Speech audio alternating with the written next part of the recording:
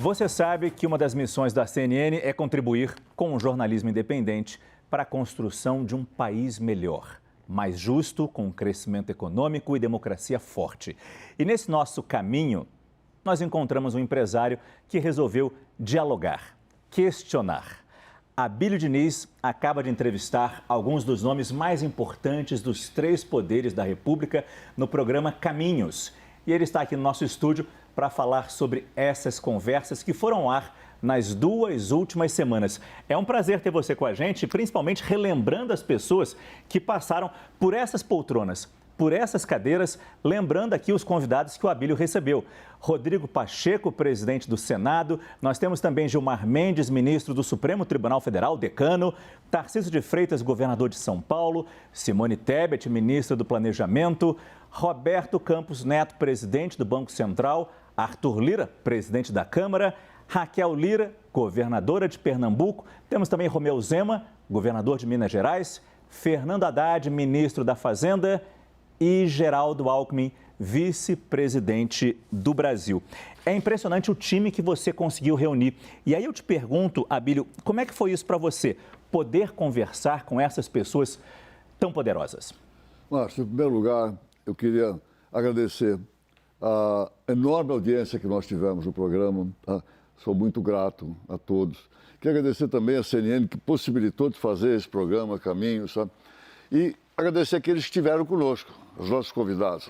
Foi realmente muito importante. E se o programa agradou a todos, é devido muito mais aos nossos convidados do que a mim. Nós procuramos trazer somente gente que está dirigindo o país. Nós procuramos trazer gente que está no governo e selecionamos gente dos três poderes, executivo, legislativo e judiciário. Além disso, procuramos trazer gente da esquerda e da direita e gente pró e contra o governo. E olhando para tudo isso, todas as pessoas que estiveram aqui, a primeira conclusão que a gente chega é que realmente o Brasil tem instituições fortes. O Brasil tem esses três poderes muito claro, totalmente independente, e isso é uma segurança para o nosso país. Depois disso, entre as pessoas todas que estiveram conosco, de diferentes ideias, diferentes pensamentos, ficou muito claro que há uma convergência de ideias entre todos eles que querem que o Brasil cresça, que o Brasil distribua renda, que o Brasil gere empregos e faça inclusão. Quer dizer, isso é comum a todos. Mesmo que as ideias em si, como é que vai, qual é o caminho, possam ser diferentes, mas tem um pensamento unânime nesse sentido. Quer dizer, isso realmente foi muito bom, foi agradável, foi ótimo. E espero que tenha agradado a vocês também. Certamente. Agora, ao trazer essas pessoas poderosas, você pôde discutir temas fundamentais para o nosso país. Na economia, você falou de marco fiscal e reforma tributária. Marco fiscal, por acaso, que está sendo discutido nesse momento na Câmara dos Deputados, deve ser votada esta semana. Como é que você percebeu que está sendo a interlocução do governo Lula com o Congresso Nacional nesses temas tão importantes, pelo que você ouviu dos seus entrevistados? Márcio, eu não tenho dúvida que a ligação entre o governo, entre o executivo e o legislativo, a interlocução está muito boa. Por quê? Isso se deve ao ministro Fernando Haddad. Ele é uma pessoa respeitada, que as pessoas escutam, que as pessoas dialogam, ele está aberto ao diálogo, ele escuta também, dialoga com todos, tá certo? E isso possibilitou muito que o governo tenha uma boa interlocução com o Congresso. O arcabouço fiscal. O arcabouço fiscal foi feito um bom trabalho pelo relator Cláudio Cajado, que conversou com ambas as partes, conversou com o governo, conversou com o próprio Congresso, e foi ajeitando, e está ajeitando até a última hora. Eu acho que vai ser aprovado, sem grandes dificuldades, o arcabouço fiscal. Muito importante. Quanto à reforma tributária, eu acredito também que vai ser aprovada. Pelo seguinte, há praticamente uma unanimidade que nós precisamos de uma reforma tributária. Nós vamos mudar o sistema tributário do país.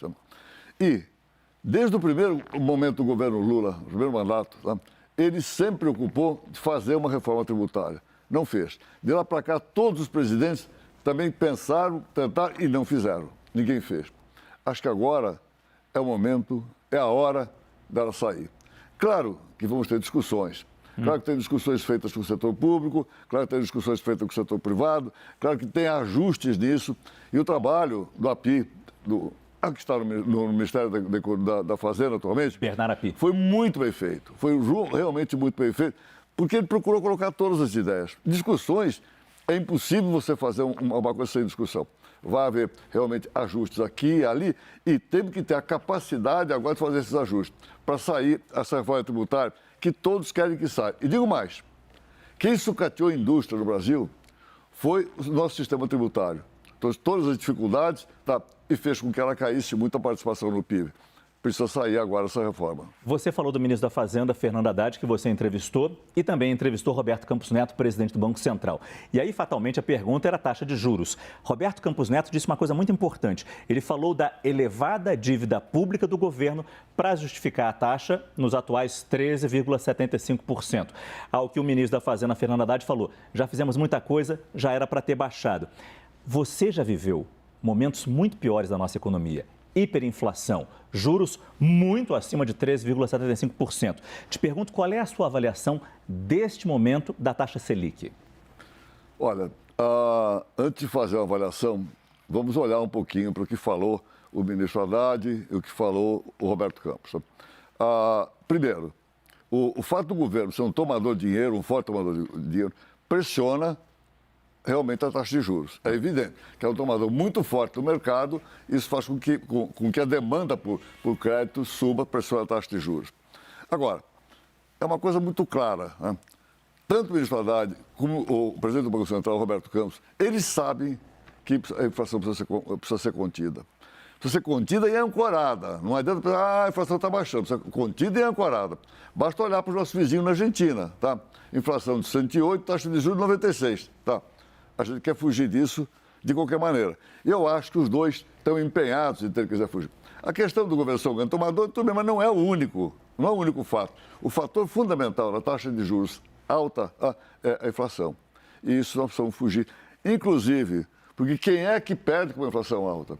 Perde aqueles menos favorecidos, os assalariados e aqueles que não têm como escapar da inflação. O empresário que não escapar da inflação é porque é incompetente, que sempre tem que se virar, tá? Mas as pessoas de classe mais baixa, os assalariados, não têm. E nós somos impedir que haja uma inflação crescendo no Brasil. Acho que não tem isso. Agora, o Roberto Campos, ele está preocupado, e ele tem declarado isso, com um repique da inflação agora em agosto. Então, tem que se esperar, ver o que vai acontecer. O mercado já está dizendo, em agosto a taxa de juros começa a cair, eu não sei, tá? Mas tem que se esperar um pouquinho. Estamos perto, muito perto dessa taxa de juros começar a cair. Vamos esperar um pouquinho. Falamos muito de economia, mas você também discutiu muito política. E algo que está longe, mas está sempre perto, que é eleição, especialmente eleição presidencial em 2026. De todos os entrevistados que você teve, talvez apenas Roberto Campos Neto, presidente do Banco Central, e Gilmar Mendes, ministro do Supremo, não estejam aí cotados para aparecer numa chapa presidencial. Todos os outros, de alguma maneira, já estão ali jogando as suas fichas com algum interesse nisso. Pergunto como é que você viu essas intenções durante as entrevistas, mas principalmente, como é que você está vendo esse caminho sendo pavimentado de agora até 2026? Olha, Márcio, eu não tenho habilidade de você jornalista, mas eu procurei pressionar todos eles, com perguntas às vezes chatinhas, inclusive com essa, tá certo? Acho que não perguntei para o Gilmar, o Roberto eu perguntei no sentido de dizer, me diga uma coisa, tem alguma chance de você sair antes? Ele disse, não, eu vou cumprir meu mandato até o fim. E de você continuar? Sem chance também, tá? Porque eu seria contra uma recondução de um presidente do Banco Central. Tem que haver mudança, tá? E eu vou sair. Quer dizer, deixou muito claro isso, tá? Mas vou cumprir meu mandato até o fim. Os outros todos, tá? Mas você levar em conta o seguinte, nós estamos com 5 meses desse governo, não terminou nem o 5º mês, estamos muito cedo, tá? Todos eles alegaram isso, está muito cedo, tá? Agora, cada um saiu de um jeito, tá certo? O vice-presidente Alckmin, né, por exemplo, ele disse o seguinte, numa eventual, em 2026, né, é evidente que o candidato do nosso lado da situação é o próprio presidente, né? Quer dizer, ele é o candidato. Então, eu estou ali para ajudá-lo, para ajudar nessa tarefa, para frente e tal, mas não sou candidato. Os outros todos, cada um saiu de um jeito, mas ninguém se posicionou. É evidente que ali tem vários que podem vir a ser candidatos, mas ninguém se declarou. Você falou que você não teve a experiência de fazer perguntas difíceis, mas você fez perguntas boas, perguntas duras muitas vezes. Mas é claro, o seu papel aqui é de empresário e de uma pessoa que já viveu muito e já viu muita coisa, no Brasil e fora do Brasil. Com essa sua experiência global, essa sua visão global, como é que você acha que neste momento o mundo olha para o Brasil, o mundo assiste ao que acontece neste momento no nosso país, Abílio? Mas tem tudo que você falou, eu só não concordo que eu já vivi muito. Então, eu acho que eu vivi até agora, tá certo? E acho que tá bom, estou vivendo o melhor momento da minha vida, feliz com a minha família. Agora, como é que o Brasil nos vê? Você sabe que eu trabalho muito aqui no Brasil, trabalho também um pouco nos Estados Unidos, mas trabalho muito na França, mas muito na França. Onde eu sou acionista de referência no Carrefour Global, eu tenho uma visão da Europa toda, né? Onde nós temos operações. Né? Eu digo o seguinte... Nem a Europa nem os Estados Unidos conseguiram até agora controlar a sua inflação. Isso é um fato evidente. Nenhum dos dois controlou a inflação, tá? Que é o que conta nessa história. Se olhar para o mundo, tá? A China é um bloco à parte. Tá? A Europa está muito flat, tá? Muito assim, plana, tá? Não tem grandes coisas acontecendo, e tal. Não atrai muitos investimentos. Os Estados Unidos não é para principiantes, quer dizer, a coisa é complicada. Mas também não controlar a inflação ainda e estão subindo taxa de juros. Como a Europa lá está também subindo a taxa de juros.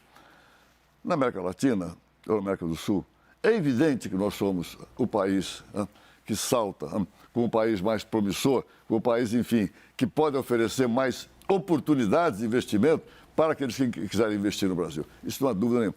Nós temos mais de 200 milhões de brasileiros. Nós temos, apesar da desigualdade social, nós temos um mercado de consumo muito forte, muito forte. O gasto das famílias é alto, tá, perante o PIB no Brasil. Quer dizer, realmente, o Brasil é extremamente atraente, tem inúmeras oportunidades. Agora, com isso das coisas do verde agora, da sustentabilidade, tá, e de olhar em torno do nosso planeta, tá, nós temos enormes oportunidades. E todo mundo está olhando para cá com muita atenção, muita atenção. Quando você tem a oportunidade de entrevistar essas pessoas tão poderosas, você cobra, faz perguntas, questiona e, no final das contas, cobra também ação, que eles façam algo pelo nosso país. Daí eu pergunto a você, e você? E todos nós? O que nós podemos fazer pelo nosso país? Você sempre perguntava isso no final de cada entrevista, mas, de alguma maneira geral, você conseguiria resumir agora isso? O que nós, como sociedade, podemos fazer para contribuir com este país? Olha, Márcio, eu tenho feito perguntas para todos os convidados, sabe? E, veja, eu não sou jornalista, até gostaria de ser, porque tem também esse skill, essa capacidade, tá? Mas eu acho que eu fiz as perguntas até para que eles respondessem de uma forma todos pudessem saber o que estão pensando. Sabe? Agora, quando eu desafio aqueles que estão nos ouvindo, tá? Eu digo, qual é o seu papel? Qual é o nosso papel? Tá? Preciso explicar um pouquinho o que eu penso com isso. Tá? A primeira coisa, qual é o nosso papel de cidadãos comuns? Tá? Primeira coisa, vamos acabar com essa polarização. Um país dividido é muito ruim. Vamos tentar nos unir. Vamos tentar trabalhar todos juntos pelo Brasil. Tá? Esse é o primeiro ponto. O segundo ponto é cada um de nós fazemos a nossa parte, tá certo? Procurarmos viver bem, aqueles que são empresários, produzir cada vez melhor, dar ao país mais produtividade, nós precisamos de mais produtividade, produzir melhor, tá? Aqueles que não são empresários, procurar fazer o melhor para as suas famílias, tá? O melhor para si próprio, que isso contribui para o crescimento do país. É isso, tá? Não é que nós sejamos totalmente limitados, tá? Nós, a sociedade civil, nós temos campos. A primeira coisa que é nítida, clara, vamos tentar acabar com essa polarização. Isso é muito ruim para o país. Agora, eu queria deixar, Márcio, aqui, respeitosamente, uma mensagem para o governo. Tá? O governo tem priorizado o social. E eu acho isso muito importante. Tá? Praticamente em toda a minha vida, em tudo aquilo que eu expus, eu sempre priorizei crescimento com distribuição de renda. Sempre, sempre em todas as minhas declarações, desde muitos e muitos anos. Priorizar o social é muito importante. O presidente Lula tem dito, eu quero o pobre no orçamento. Nada melhor do que isso. Ótimo. Porém, quando o governo faz gastos para o social, esse gasto certamente é um gasto que a solução não é problema, o gasto social. Quando o governo gasta de outro jeito, de outras formas, tá certo? Aí o gasto passa a ser problema. E o problema é grande. Nós não podemos ter descontrole das contas públicas. O descontrole gera inflação. Inflação penaliza o pobre, que é exatamente isso que o presidente Lula quer, botar o pobre no orçamento. Tá. Agora, o governo não tem o dinheiro todo para fazer o crescimento que nós precisamos. Eu tenho dito, desde o começo do ano passado tivemos quase 20% de taxa de investimento sobre o PIB. Eu tenho dito, eu gostaria de perseguir 25%. Ah, mas não dá, a pessoa do governo diz, você está brincando. Ah, não estou. É que eu gosto de botar a barra mais alta, lá em cima, tá certo? Então, bota 25, tá? Se der 25, vou pegar 23, 24. Só que nós não estamos conseguindo isso. Por quê? Porque não está havendo investimento necessário. Dinheiro não falta. Tem dinheiro de tudo quanto é jeito, no exterior e aqui. O que nós precisamos? Tá? Primeiro, o governo precisa ter uma outra conversa, tá? Com aqueles portadores do dinheiro, com os investidores. Tá?